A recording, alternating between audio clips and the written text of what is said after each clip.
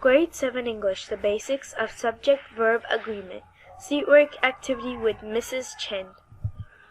Seatwork on subject-verb agreement. Today you will review the concept of subject-verb agreement. This online review will be in 3 parts. Write your answers on your whiteboards and raise your board at the end of each part. Your teacher will discuss the correct answers and take a note of your answers. Part 1. Subject-verb agreement. As we have learned in class, the subject and verb of a sentence must agree. Singular subjects need singular verbs. If you use a plural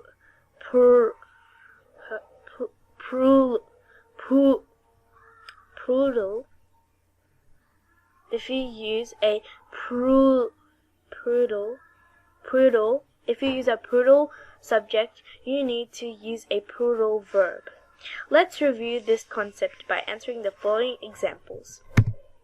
Question 1. Write down the correct verb that agrees with the subject. My older sister, something, a large collection of vintage postage stamps. What is the answer? Has or have? Let's get to the next one. Question 2. Write down the answers. Vintage postage stamps, something interesting, documents of how people live in the past. Is or are? What answer? What is it? Question 3. Stamp collecting, something, a rare hobby nowadays. Which one is it? Is or are? Let's check our answers. Question 1. It was has. The singular subject, sister, is paired with the singular verb, has. Number 2. Are. The plural subject, stamps, takes the plural verb, are. 3. Is. Stamp collecting is taken as singular, therefore is the correct answer. Part 2. Subject-verb agreement and prepositional paraphrases. At times, one may make the mistake of making the verb agree with the verbs that are not the subject. Be mindful to disregard any prepositional phrases. That comes after the subject. The next few examples focus on cases like this. Supply the correct verb that correctly completes the sentence. Question 4. Write down the correct verb that agrees with the subject. Mammals that live in the ocean, something, dolphins, whales, and sea otters. What is it? Includes or include? Next question. Question 5.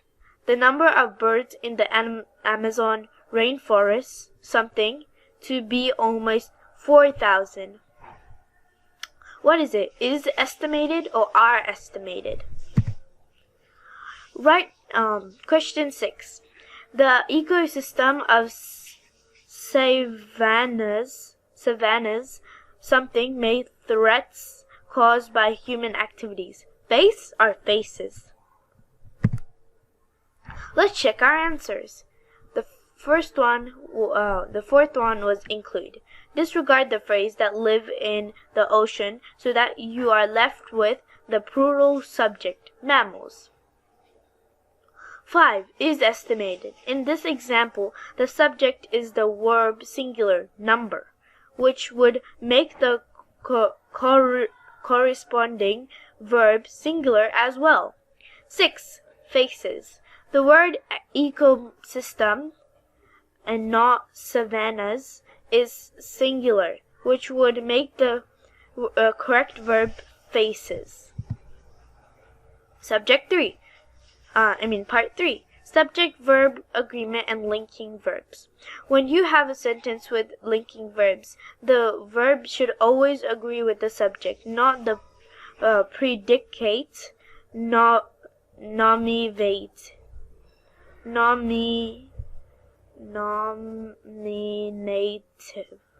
not the predicate, nominated, which is a verb or group of words that completes a linking verb and renames the subject. For example, in the sentence, Jane's grades are a source of disappointment. The verb are agrees with the plural grades, and not the predicates nominative. The predicate